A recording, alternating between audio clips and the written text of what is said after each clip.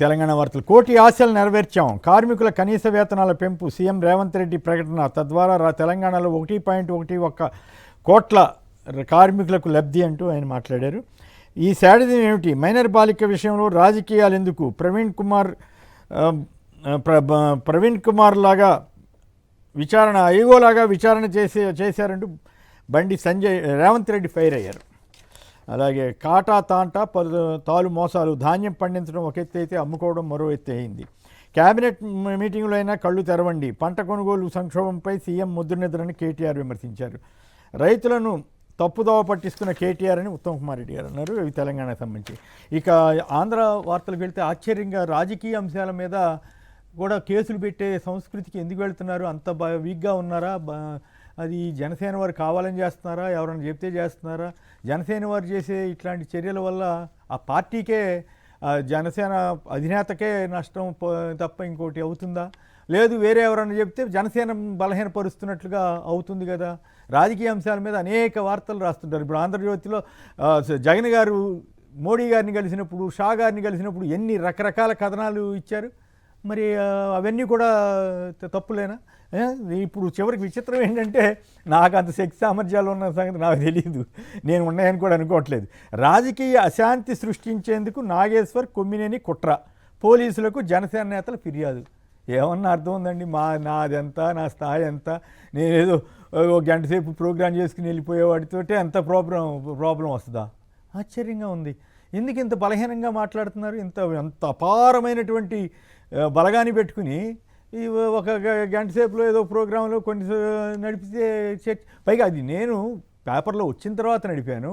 ఆ తర్వాత నాదెళ్ల మనోహర్ గారి వీడియో కూడా వేసి ఎవరు కరెక్ట్ అని నడిపితే నేను అశాంతి క్రియేట్ చేశానని రాసే పరిస్థితి, లేదా వాళ్ళు కేసు అమాయకంగా పెడితే వీళ్ళు రాసే పరిస్థితి ఆశ్చర్యం వేస్తుంది. చివరికి మరి మా మీద కేసులు, ప్రొఫెసర్ నాగేశ్వర్ గారి మీద కేసులు పెట్టడం మరి ఇప్పుడు అంత సీరియస్గా ఉందారో లేదో తెలియదు కానీ, బట్ ఈ రకంగా నాకు అసలు నాగేశ్వర్ గారు ఆ వీడియో మాట్లాడిన సంగతే తెలియదు. తర్వాత సోషల్ మీడియాలో వచ్చిన తర్వాత దాని మీద ఖండన రాకపోతే నడిపాను. తర్వాత నిన్న నాదెళ్ల మనోహర్ గారిది కూడా వచ్చిన తర్వాత ఎవరిది కరెక్ట్ అని నడిపాను. దానికే నేను రాజకీయ అశాంతి అంట, సున్నితమైన సమస్య అంట. మరి ఆ సున్నితమైన సమస్య కేవలం టీడీపీ జనసేనల మధ్యనా? మరి టీడీపీ జనసేనల మధ్య ఎన్ని రకాల పరిణామాలు జరగలేదు? బీహార్లో ఎన్నిసార్లు బీజేపీ జేడీయూ అటు ఇటు మారలేదు? ఎన్నిసార్లు పవన్ కళ్యాణ్ గారు చంద్రబాబు గారు ఇటువైపు వీళ్ళే ఎన్ని విమర్శలు చేసుకున్న సందర్భాలు ఉన్నాయి, కలిసిన సందర్భాలు లేవా? ఇవన్నీ రాజకీయ వార్తలు అవుతాయి. అంతేగాని పోలీసులు అసలు టేకప్ చేయటమే కరెక్టా కాదా? పోలీసులు టేకప్ చేయటమే మరి ఎంతవరకు పద్ధతి అనేది ఇది ఆంధ్రప్రదేశ్ సమాజం ఆలోచించాలి, తెలుగు సమాజం ఆలోచించాలి. యావత్ భారతదేశంలో, ప్రపంచంలోనే మీడియా కంట్రోలు, మీడియా స్వేచ్ఛ చాలా తక్కువ ఉందని నార్వే వంటి దేశాల్లో ప్రధాని గారిని అడిగే పరిస్థితి వస్తూ ఉంది, రిపోర్ట్లు వస్తూ ఉన్నాయి.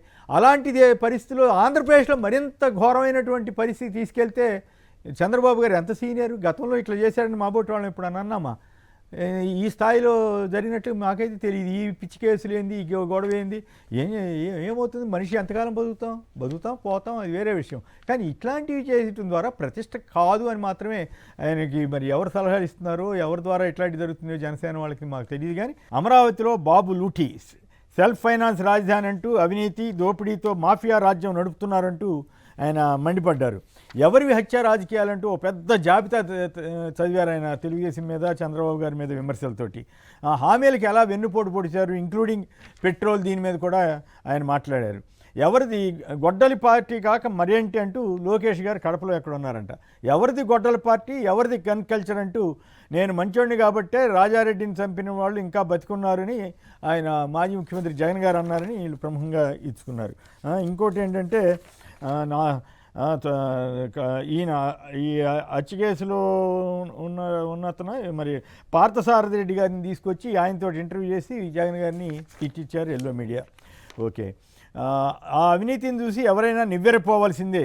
అమరావతిలో అవినీతి మీద జగన్ గారి వ్యాఖ్య. అవునయ్యా, both can never be same అంటూ లోకేష్ గారు, అర్థమైందా రాజా, బోత్ ఆర్ నాట్ సేమ్ అన్నదానికి ఈయన వరుసనే కౌంటర్ ఇచ్చారు జగన్ గారు. అట్లాగే అనేక అంశాలను ప్రస్తావించారు. ఇంతింతై ప్రభంజనమై సోషల్ మీడియాలో కాక్రోచ్ జనతా పార్టీ విశ్వరూపం దీని మీద ఆపేశారని చెప్పి కూడా ఎక్స్లో వచ్చింది. 1990 కోట్ల ప్రాజెక్టులు కేంద్రం ఆమోదం తెలిపిందని, రెండు నగరాలకు 497 కోట్లు వస్తాయని చెప్పి, విశాఖలో 24 గంటలు తాగునీటి సరఫరా జరుగుద్దని చెప్పి ఈనాడు వాళ్ళు రాశారు. మంచిదే. మీరు వైఎస్సీపీ వాళ్ళు ఉపాధి పని చేయకుండా అడ్డుకుంటున్న ఫీల్డ్ అసిస్టెంట్ అంటూ ఇక్కడ పిఠాపురం నుంచి వార్త వచ్చింది. ఇటువంటివి జరగకుంటే బాగుంటుంది. తేదేపే మహానాడు స్త్రీశక్తి థీమ్తో అభివృద్ధి సంక్షేమ కార్యక్రమాలపై విస్తృత చర్చ. మరి అప్పుడు ఆడబిడ్డనేది ఇటువంటి విషయాలు కూడా ప్రస్తుతానికి వస్తాయా లేవా అని చూడాలి. రాష్ట్రానికి మరో 3,000 కోట్ల పెట్టుబడి రాబోతుందంటూ వీళ్ళు రాశారు. సెప్టెంబర్ నాటికి ఎంఓయూలు గ్రౌండింగ్ అవ్వాలని చంద్రబాబు గారు అన్నారట. Andhra Pradesh spends 80 crore on camp offices of Chandrababu Naidu. 80 కోట్లు ఖర్చు పెట్టారు చంద్రబాబు గారి క్యాంప్ ఆఫీసులని సాక్షి రాయలేదు, టైమ్స్ ఆఫ్ ఇండియా రాసిందండి. సో ఇవి చదవచ్చా చదవకూడదా, దీని మీద డిబేట్ నడపచ్చా నడపకూడదా అనేది అది నడిపితే కేసులు పెడతామంటే ఎవరేం చేస్తారు. ఇది ప్రజాస్వామ్యంలో వాక్ స్వాతంత్రం ఉంటుంది, పత్రికా స్వేచ్ఛ ఉంటుంది. ఆ విషయాలు ప్రతిపక్షంలో ఉన్నప్పుడు చాలా ఎక్కువగా మాట్లాడే చంద్రబాబు గారు అధికారంలోకి వచ్చిన తర్వాత మరి రెడ్ బుక్ గోలో లేకపోతే ఇంకోటో ఈ రకంగా చేయటం మంచిది కాదు అని అందరూ చెప్తున్నారు.